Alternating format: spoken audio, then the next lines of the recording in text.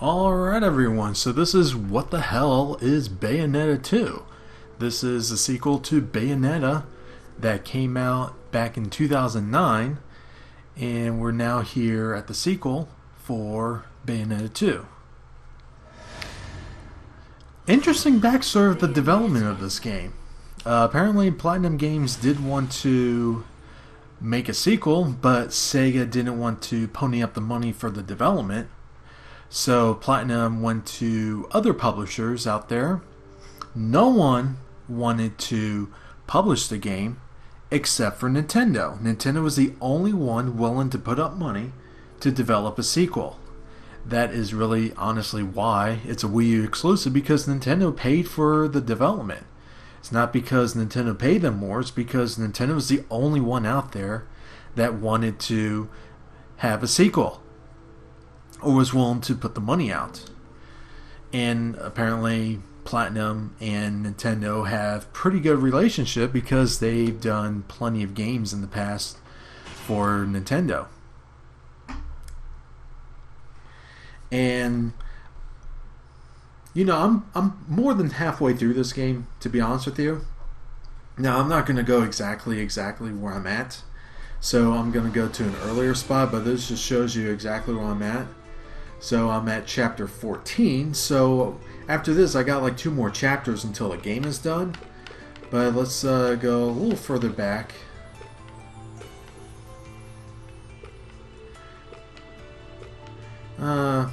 We'll go on chapter 3, somewhere more towards the beginning.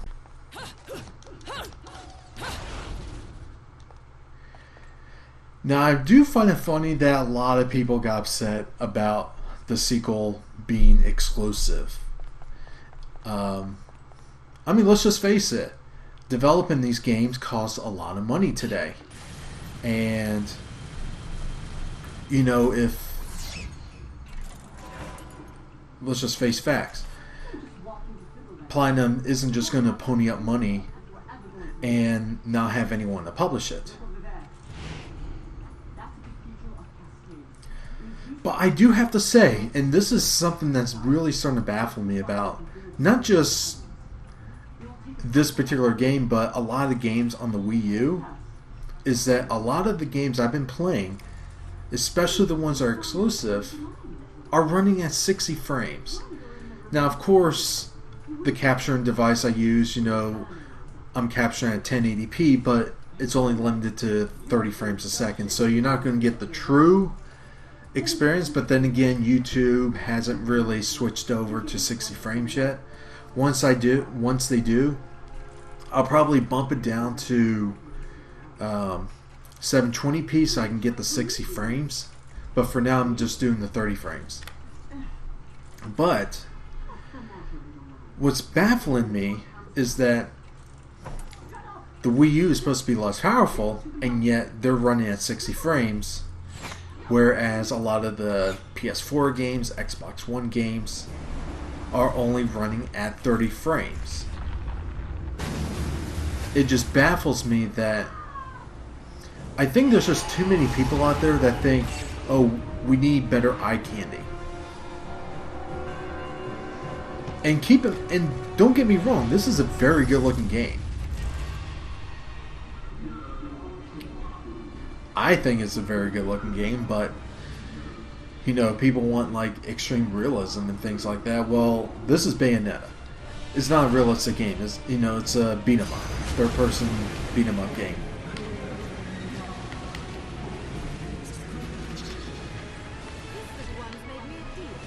So this is part of the reason why I want to do this particular chapter, because it's a little different.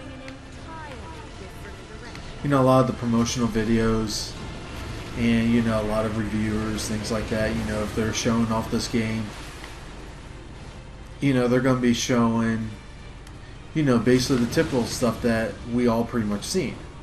But there are other aspects of this game, like this one here.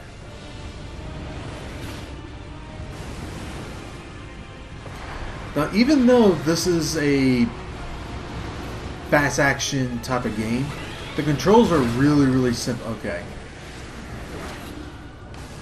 The controls are really, really simple. So what I'm doing here, I'm just moving left and right here, and I'm pressing the ZR button. If you're familiar with how Nintendo's control layout is for the Wii U, you'll understand exactly what I'm talking about. But yeah, right before you think you're going to be hitting them, you press the ZR button on the trigger. Okay, Jesus Christ. To dodge.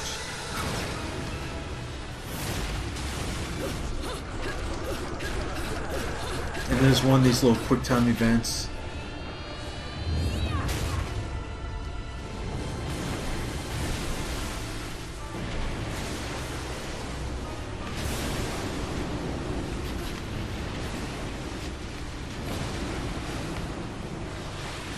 So here's a different section here now. The fact that there's so much going on in this game when it comes to the environment, the effects, you know, the water particle effects, things like that, and the fact that it's still able to keep at a relative 60 frames. Not all the time, it does dip down to, you know, 55, 50 frames a second once in a while. But the fact that this game is able to run at a near 60 clip for most of the game is pretty impressive, I have to say.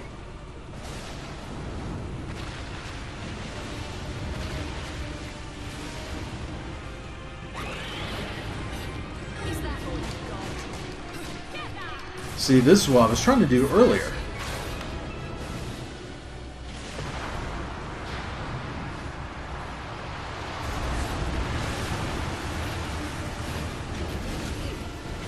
Oops.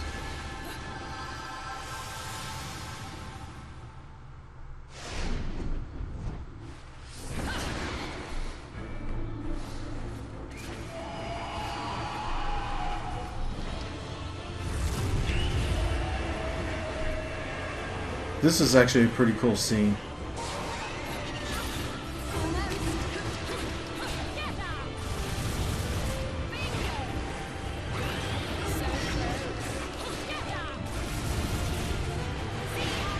And the controls are really simple. You really got, you know, your punch action and your kicking action.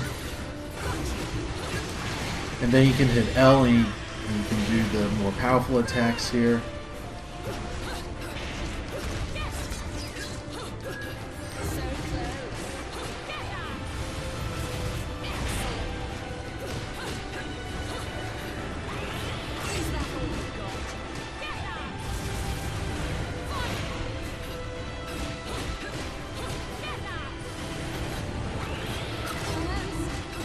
And Platinum Games, for the most part, I played a lot of their games in the past.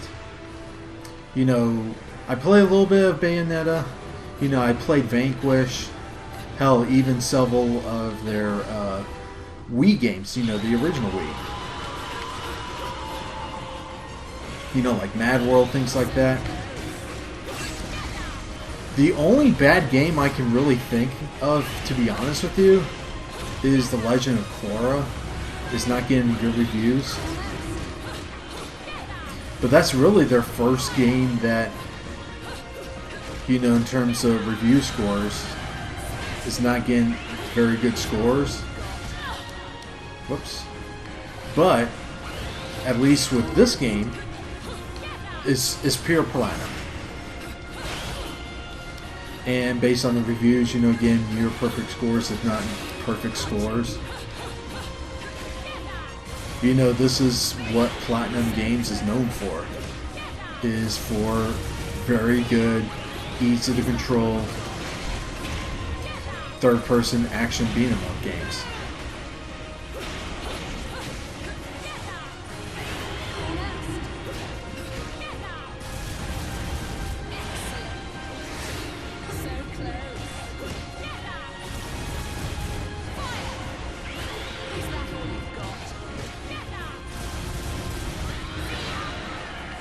I'll see how far I get with this battle here. Oh, damn.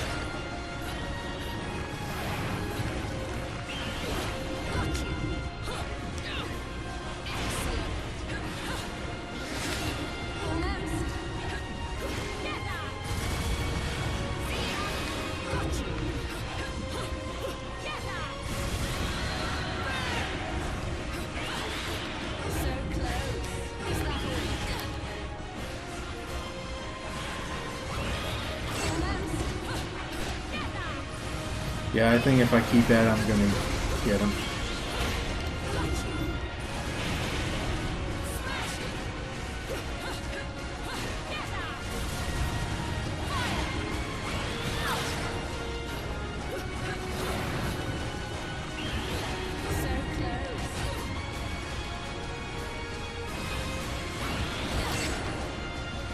Okay, I kind of slipped there.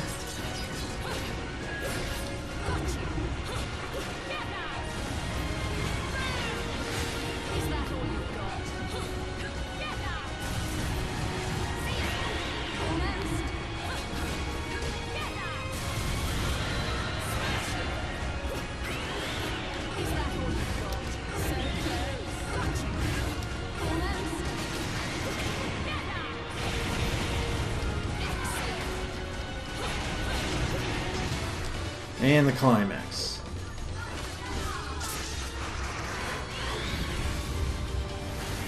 These are pretty fun to watch.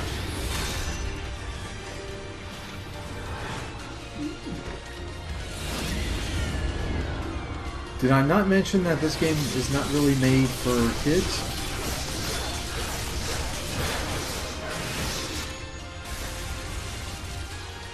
Oh, lots of blood. I could have done better. Okay, so let me just skip the cinematics since I don't want to really spoil the story here. But let's check out some Not that bad, I guess. some ground-based battles.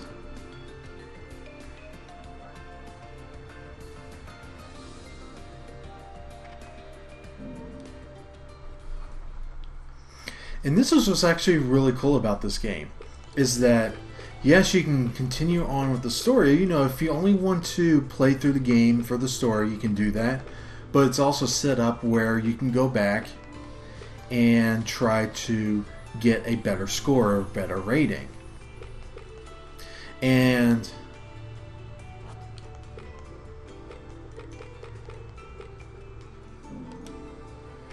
let's go to the shop real quick, you know, before I get back into the game, and just show you how the marketplace looks.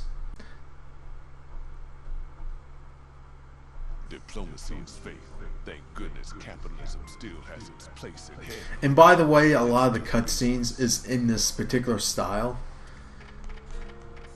That's just something to keep in mind. But you know, the store is called the Gates of Hell. So you know, when you're playing throughout the game, if you see these little red icons, you know, in the map, you can hover over it, go to the Gates of Hell, and you can buy new weapons, accessories, things like that. So you can go to your accessories here, and you're going to notice is that a lot of these items aren't really exactly cheap. So this game is really just, you know, if you're someone that is that wants to absolutely complete 100%, there's going to be a lot of stuff to do in this game, no doubt. And just to prove a point, let me go to this part here, scroll all the way down. Look how expensive this is. Basically 1 million. Oh no, 9 million. What am I talking about? So 9,999,999 rings. And it's the platinum ticket. A platinum plate equivalent in value to the number of halos needed to restore the heavenly powers of the fallen angel, Rodin, if you were to hand this over to him. So I believe what these are is just costumes. And I did buy 2 of them. I believe, yeah. The first 2 here. So anyway, let's get out of here and go back in the game. Now let me see if I can change the costume, just to change things up a little. Yeah, let's do this one now. Let's do chapter 1. And check out the loading in this game.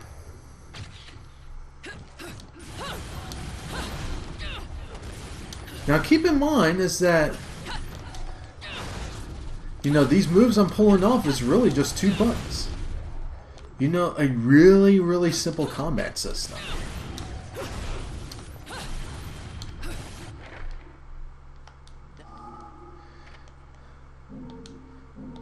Yeah, I just want to skip that.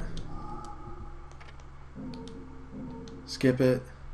I don't want to spoil the story in this game. But look at this scene, for example. Pretty impressive, I must say.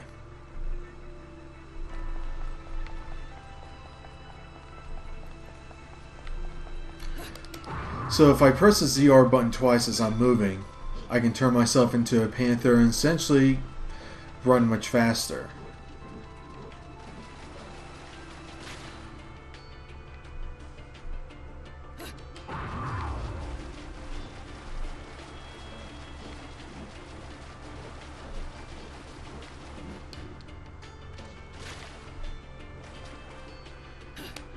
So like this one, for example, I can just hold down the ZR button and do that. You can hold down the X button or keep pressing the X button to do all this stuff here. Press the A button to do a bunch of different kick moves. And what's also cool about it is that when you do press the button down, she'll also shoot her guns. And of course, you can always just press Y2 for her to shoot her pistol. And she does that kind of move when you're walking around shooting the pistol around. So the controls, for the most part, are pretty easy.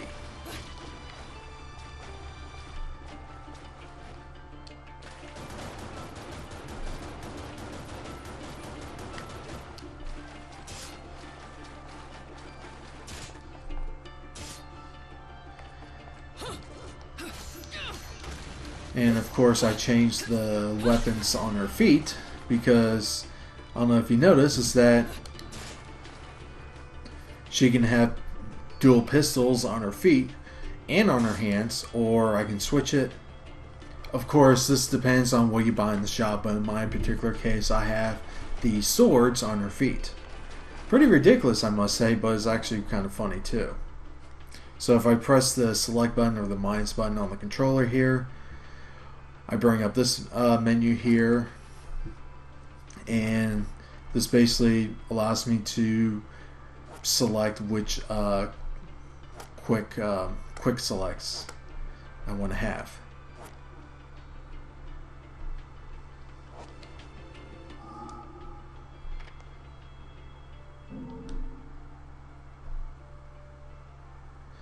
So this is the option menu here. So your controls, not too much, pretty basic, but then again the controls are really simple, so I don't think you're going to have too much trouble. But your options are, you got rumble, touch controls. By the way, because this is on the Wii U exclusively, on the Wii U gamepad, I forgot to mention this earlier, it just basically mirrors what you see on the screen here. So there is touch control, so you can basically use the touch screen and just, you know, if you're a very casual player, you're not into the whole button mash and things like that, you can essentially just pull out the gamepad with the stylus, touch the screen, and just do stuff on the screen, and Bayonetta will pretty much control herself doing the movements and everything. But for me, I like to try to stay pure here and use the actual controls. So the camera, for the most part, the camera is actually really good. There are some areas where the camera can get stuck, especially during battle. It can get a little annoying, but that's some minor complaints. You know, that really just happened to me once or twice throughout the game, so it's not that big of a deal, but it's something worth mentioning. Now in the sound department, it's something really interesting here. Is that you can actually change the voice language in the game. Pretty cool. You can't do it during the game. I actually have to go back to the title screen. I'm not going to do that now, but you can always change it to like the Japanese language if you're more into that, which is actually kind of cool. And of course, your display options, pretty basic. Essentially, the bare minimum is what you need, which is fine.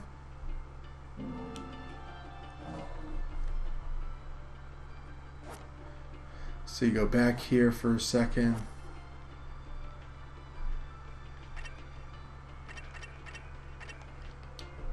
Alright, let's get back to the game here.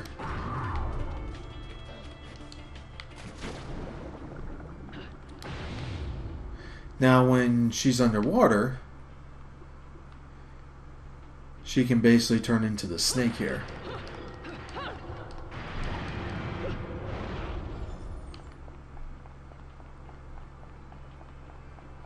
And you probably notice that she doesn't really swim, but you can press the ZR button twice.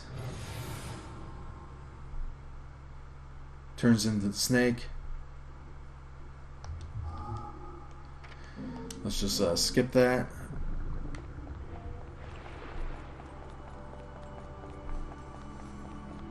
But very nice looking game, I have to say. Really impressive.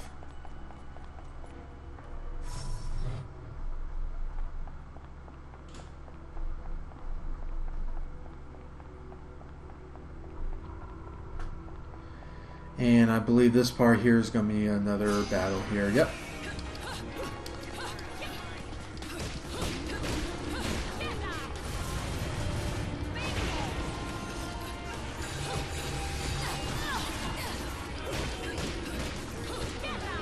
This will pretty much give you an idea how the battle looks like when you're actually playing the game here.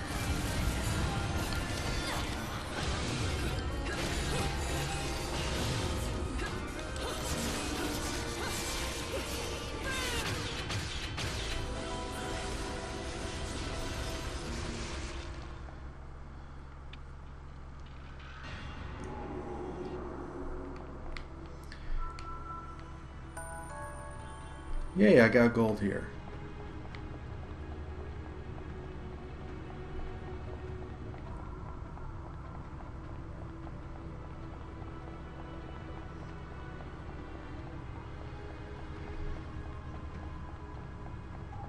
So I'll go up here, see what's going on up here.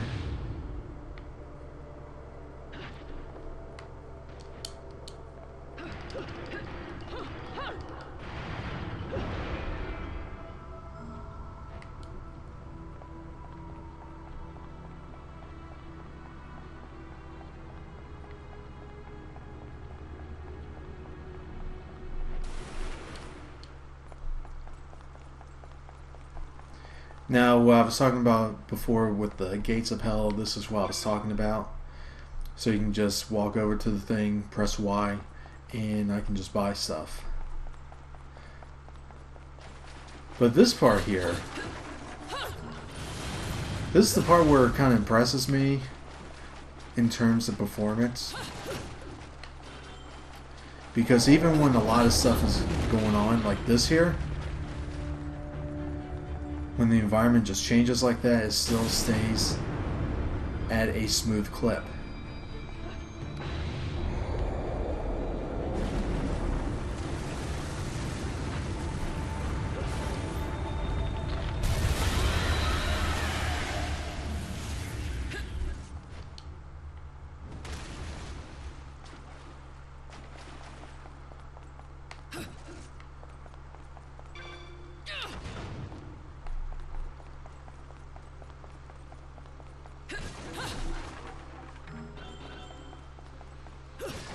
But yeah, to all the people out there that say that, oh my god, why is this exclusive and everything? It's like, well, let's just face facts here. Even Platinum Games came out and said this, that if it wasn't for Nintendo, there would be no Bayonetta 2. So to all the people out there that bitches and complains about they don't want to buy Wii U, but they want to play this game, it's like, well, I'm sorry, but, you know, if it wasn't for Nintendo, there would be no sequel. So just be glad that there is even a Bayonetta 2. And I must say that if you do plan on getting Bayonetta 2, it is included with the very first one. So you can get Bayonetta 1 and 2 for $60 on the Wii U, which is a pretty sweet deal, I must say. You don't get stuff like this anymore. And I'm starting to find this funny in a way that when it comes to a lot of the newer games now, and when they start like bundling other games together, you don't see this too often anymore. You know, a lot of companies now, you know, they're relying on like day one DLC and just DLC for in general. But what you're essentially getting, there's no DLC for this. So when you're buying the game, you're actually buying a complete package and more. Because you're getting Bayonetta 1 and 2 for the same price. So I'll just skip this here. We'll do one more here and then I'll just call this a video. Oh, here we go, torture. Oh yeah, that's pretty satisfying right there.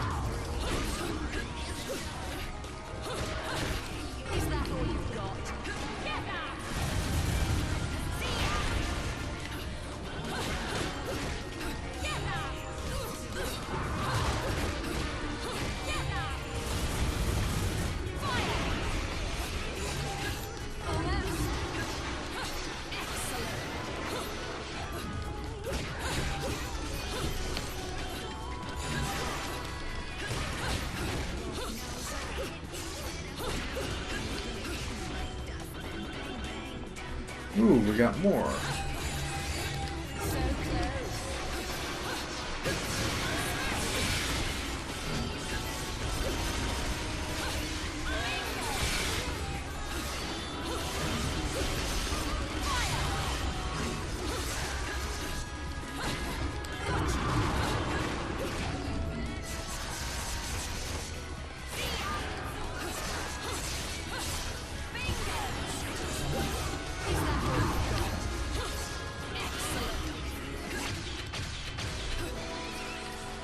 See what I got here. I think I did pretty good.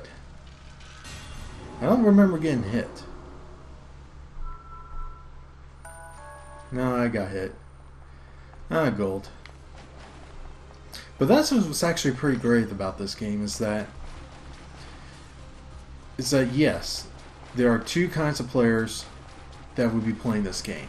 Just play through, get through the story, move on, and you got the others that can basically try to go for perfection, and this game offers both of that, which is pretty sweet. So that was my look, or quick look, at Bayonetta 2 for the Wii U. This is not a review, but I think this is a great game. And you know, anyone with a Wii U that wants a more mature title for the system, don't hesitate picking this game up. And from what I've been reading online, it seems like there are people that are having difficulty trying to find the physical copy. So that can either be a good thing or a bad thing in terms of sales. It could be that Nintendo did a low print run of this game, or it could just be that, at least here in the United States, sales are much better than expected. Which hopefully it is, because, I mean, let's just face it, competition is good. You know, I want games to come out on all systems, across the board. But, you know, with console exclusives, you know, I understand that, you know, they need to push units. But, you know, if you don't have a Wii U, Wii U's aren't really that expensive. So, for, you know, you can buy a refurbished one even through Nintendo for like $200. So for under $300, you can get a new system, or a relatively new system, in Bayonetta 2 and just start playing away. And there are other great games for the console, but yeah, I'll just end it here. that was a look at Bayonetta 2. Like always, have a good one. Like this video, subscribe, leave, did I say leave comments? Share this video, all that good stuff. And if you want more of these types of videos, just let me know down in the comments. Hopefully this video doesn't get flagged from Nintendo. So that's why I'm kind of reluctant on this video. But yeah, great game overall.